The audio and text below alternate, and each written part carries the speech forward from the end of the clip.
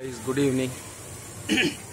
The whole nation is in a state of anger, a state of tension, a state of mourning,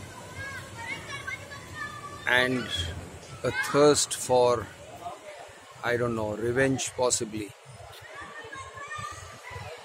because of the attack on the CRPF convoy in Kashmir. I share the same or similar feelings. I am not on the same train of thought as many people. I do not support war. I know the war drums are beating. Many TV channels are showing how ready we are for war. I am not one with them. And it's not because I am anti-national or I am not an Indian. I am an Indian at heart. But every action that is done in the name of patriotism is not necessarily correct. And just because some people say Vande Mataram and Bharat Mata Ki Jai very loudly, it doesn't necessarily mean they're patriots. It doesn't necessarily mean they're genuine. And it doesn't necessarily mean that they have your interests at heart. I'm not going to go very deep into what I think about this topic and what it is that I feel that India should do in response to or in retaliation to these attacks. That is not my subject, but I'm touching upon it before I start this video, just to let you know that I'm one with you guys. I'm affected. I feel affected. I feel invaded. I share the sense of being aggrieved by what has happened. And I share in the sense of mourning that the whole nation is undergoing. The same feeling, it's very contagious. It just comes to you from all sides. It's very contagious. We cannot remain untouched. We are not untouched. And in connection with the convoy, the attack on the convoy, I would like to say, or rather in the context of this attack on the convoy, I want to join the context to what I'm going to talk about. And you know what I have been talking about of late.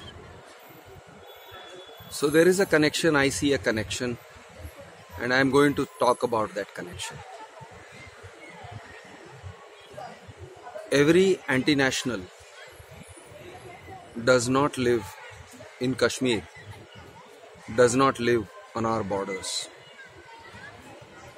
Every anti-national does not carry arms. Every attacker on India is not a violent attacker, or is not an attacker that is recognized as violent, although there are many forms of violence and they engage in many forms of violence which are very subtle. Not all attackers attack with suicide bombs or cars filled with improvised explosive devices. Our nation is under attack. It is under attack on the borders. It is also under attack right here where we sit away from the borders, the territorial borders. Because not all borders are territorial. The sovereignty of India, which is under attack, is not only attacked at its geographic borders and its territorial borders, it is also under attack at its economic borders, at its democratic borders. Our rights as citizens are under attack. And the people who attack our rights as citizens are not people who are members of Jaish-e-Mohammed or any other terrorist outfit with its roots in Pakistan. The people who attack our rights are very much here in India. They are very much part of the establishment. Many of them are part of the government. They are elected representatives. They are builders. They got big brands. They are active participants in the economy of our country and in the politics of our country. And these are also people who attack our sovereignty. They attack the sovereignty of Indian citizens economically. They do not stab you or they do not blow up with a bomb, but they take away your money. They stab you in the back in a very figurative sense. They impoverish families. They cripple the markets. They make the markets inefficient. They make the real estate market a crippled market, a handicapped market.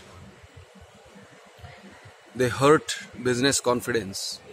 They hurt the confidence of people who are NRIs and want to invest in Indian real estate. They hurt the idea of India. They attack the idea of India. They don't necessarily do it because they are ideologues. They are not ideologues. Their only ideology is profit. At the cost of sounding like a communist, I would like to mention that their only ideology is crony capitalism. I am not against capitalism. In fact, I am very much for capitalism and individual enterprise.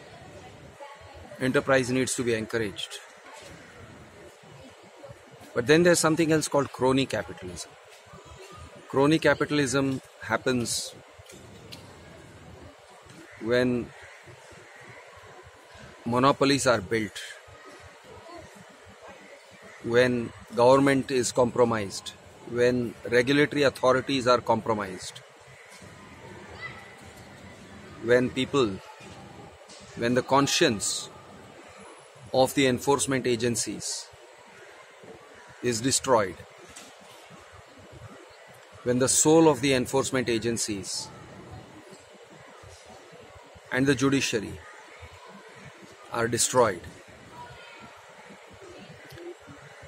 when our belief in true democracy, when our belief in our own voices is under attack and is destroyed. This is crony capitalism.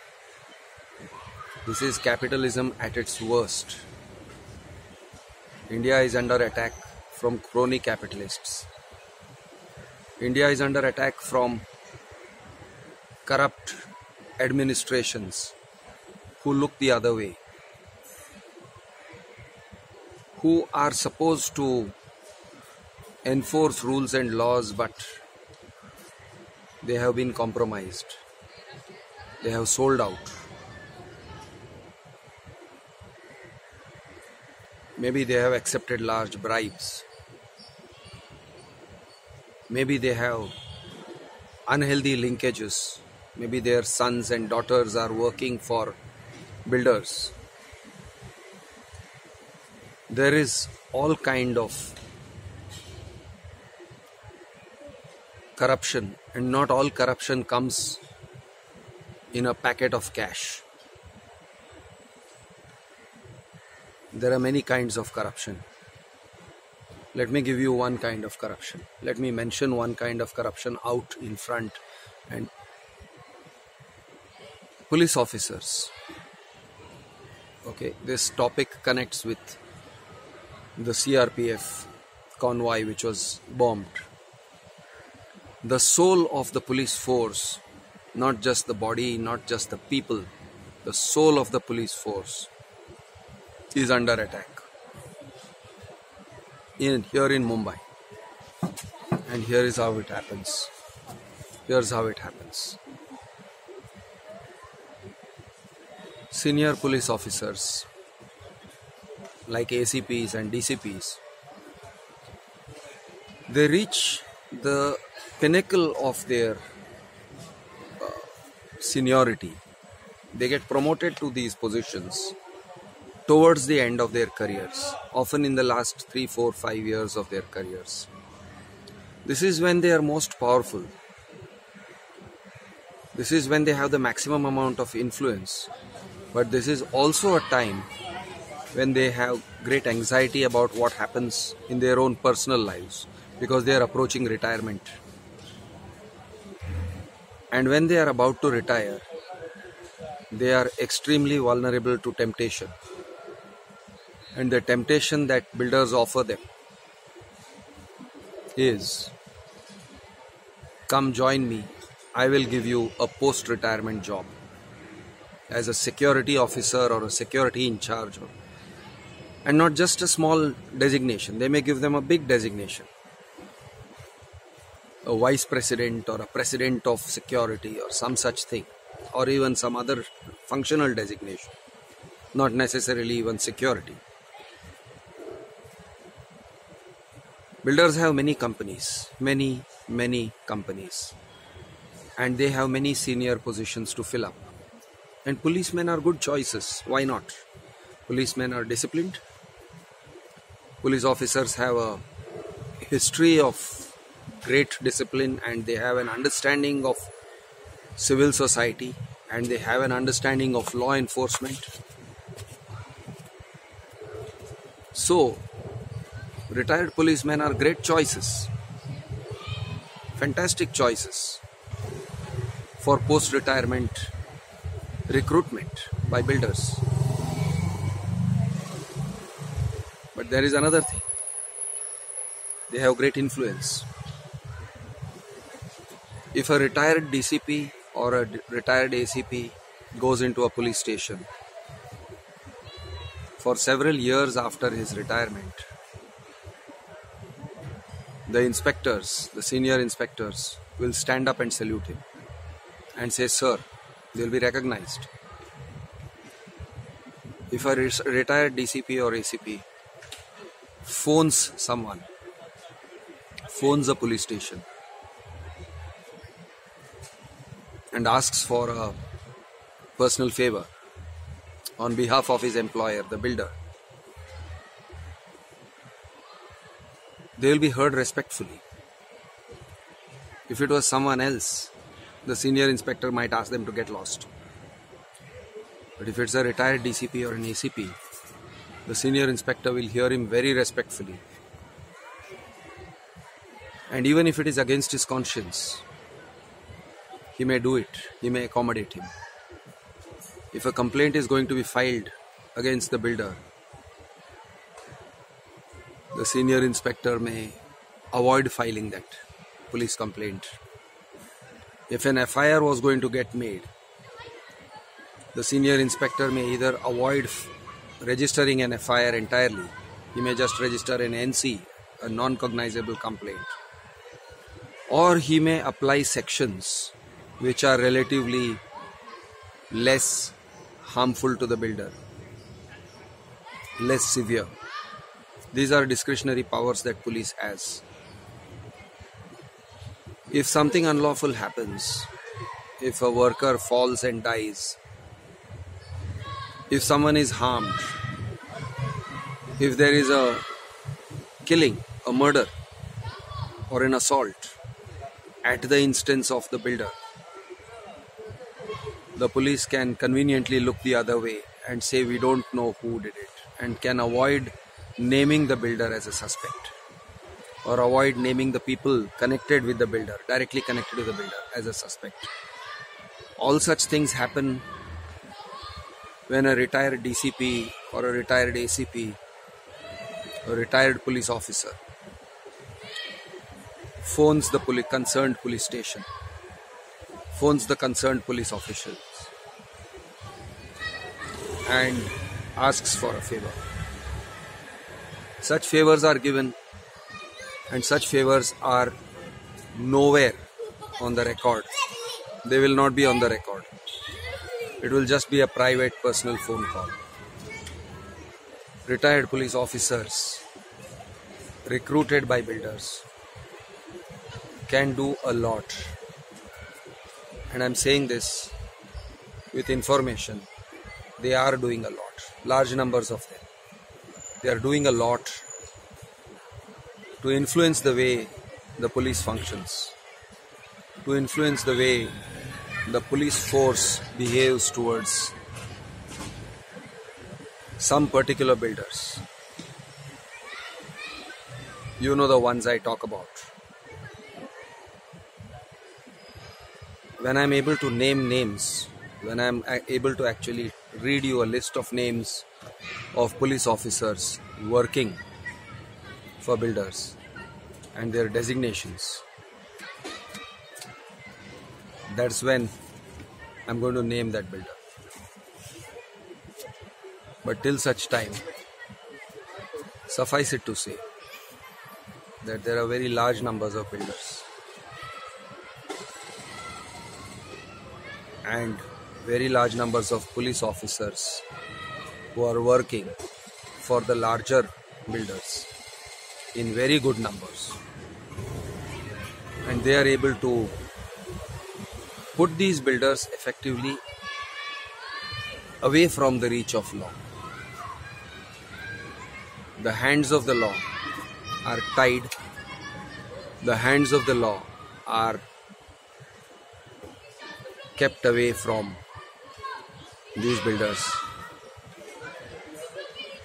And in this way, the citizen suffers.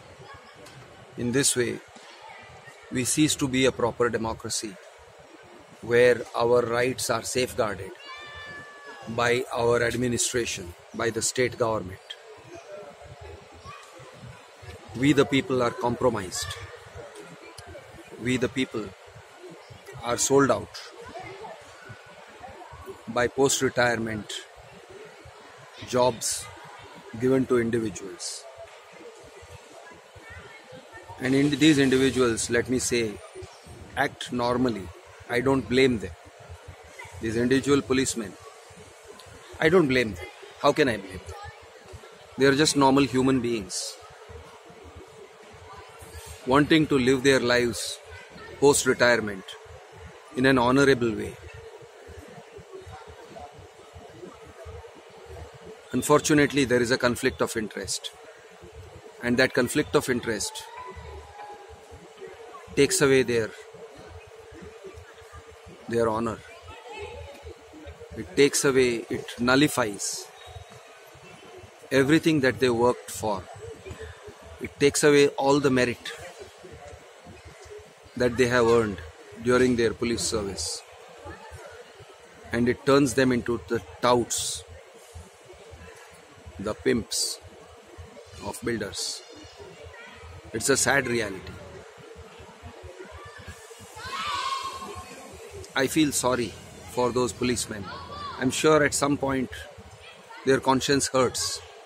I'm sure at some point when they sleep at night after taking the jobs of these builders and doing such things, hushing up matters, I'm sure they toss and turn in their sleep. And if they are sensitive, maybe these tough grown men who are 10, 15 years, 20 years older than me, maybe they even cry in their sleep. People's souls are not dead. But what to do? the sovereignty of our country is under attack from such things. The economic sovereignty of our country, the democratic sovereignty of our country, the democracy, the protection of laws that our countrymen should enjoy are under attack from such things happening. We have to fight them here. We cannot go to Kashmir and fight. We are not required to go to Kashmir and fight. But as citizens, we can fight right here in Mumbai. We can do our duty right here in the cities where we live. And if we have the privilege to shed our blood for the country, I think there are many of us. I speak for a very large number of activists in Mumbai, whom I personally know, who would not hesitate to spill our blood to nourish the soil of this country, this democracy that we cherish. Jai Hind, Jai Maharashtra.